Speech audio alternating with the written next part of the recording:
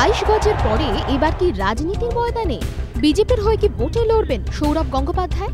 বিজেপির হয়ে ভোটে লড়ার প্রস্তাব নিয়ে কানাঘুষো অনেকদিন ধরেই চলছিল।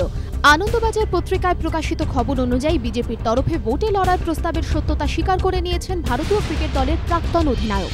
আনন্দবাজার পত্রিকায় প্রকাশিত খবর অনুযায়ী সৌরভ জানিয়েছেন, হ্যাঁ, প্রস্তাব পেয়েছি, ভাবছি, এখনো ঠিক করতে পারিনি কি করব। আসলে গত কদিন প্রচন্ড দৌড়ের মধ্যে যাচ্ছে। এখানেই শেষ নয়, বিজেপি সরকার গড়লে তাঁকে ক্রীড়ামন্ত্রী করারও একরকম প্রতিশ্রুতি দেওয়া হয়েছে। প্রস্তাব এসেছে খোদ বিজেপি শীর্ষ নেতৃত্বের তরফে। আনন্দবাজার পত্রিকায় প্রকাশিত খবর অনুযায়ী সে প্রস্তাবের কথাও স্বীকার করে নিয়েছেন সৌরভ গঙ্গোপাধ্যায়। শোনা যাচ্ছে সামরিক বাহিনীর এক অফিসারের মধ্যস্থতায় গত নভেম্বর মাসে বরুণ গান্ধীর সঙ্গে দেখা করতে যান সৌরভ। সৌরভের ঘনিষ্ঠ মহলের অবশ্য বক্তব্য, মিডিয়ার চুক্তি এবং টিভি শো মিলে তার যেমন ব্যস্ততা বা চুক্তির যা বহর, তাতে ফেব্রুয়ারি থেকে নির্বাচনী প্রচারে ঝাঁপিয়ে পড়া এক প্রকার অসম্ভব।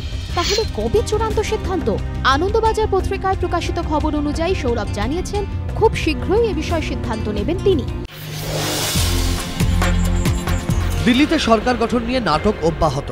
এবার কংগ্রেস বিজেপির কোর্টে বল ঠেলে দিল আম আদমি পার্টি। দিল্লির উপরাজ্যপাল নাজিব জং সরকার গঠনের জন্য বৃহত্তম দল হিসেবে প্রথমে বিজেপিকে আমন্ত্রণ জানিয়েছিলেন, কিন্তু বিজেপি জানিয়ে দেয় তারা বিরোধী আসনে বসবে।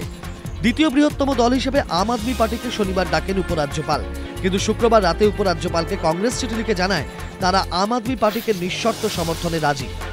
এই পরিস্থিতিতে জল্পনা তৈরি হয়, তাহলে কি কংগ্রেসের সমর্থনে দিল্লিতে সরকার গড়বেন কেজরিওয়ালরা?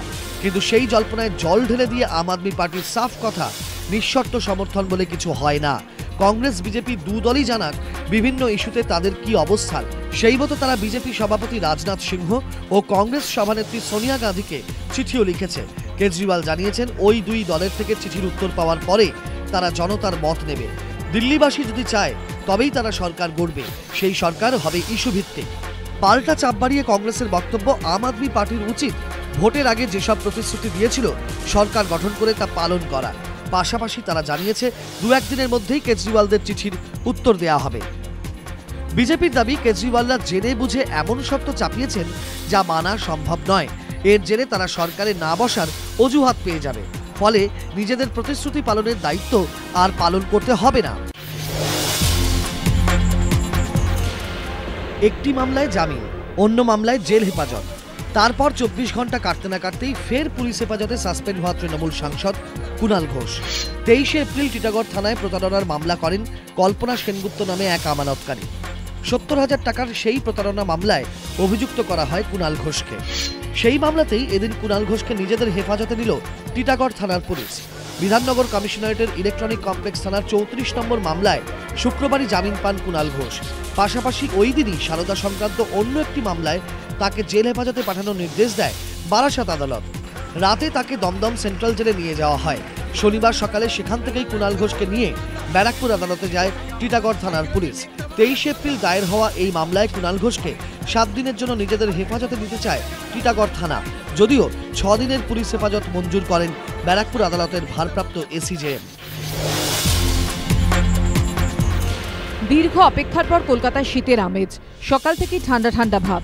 শনিবার কলকাতায় সর্বনিম্ন তাপমাত্রা ছিল 14.7 ডিগ্রি সেলসিয়াস, স্বাভাবিক। এদিন রাজ্যের সর্বনিম্ন তাপমাত্রা ছিল বাঁকুড়ায় 11 ডিগ্রি। বরফপাত হয়েছে সান্দাকফুতে। পশ্চিমী ঝঞ্ঝার প্রভাব কেটে যাওয়ায় উত্তরবঙ্গে তাপমাত্রা কিছুটা নামতে পারে বলে জানিয়েছে আবহাওয়া দপ্তর। উত্তরবঙ্গের কয়েকটি জায়গায় বৃষ্টি হয়েছে, ফলে উত্তরবঙ্গে তাপমাত্রা আরও কমবে। তরাই ডুয়ার্সে ঘন কুয়াশার সম্ভাবনা।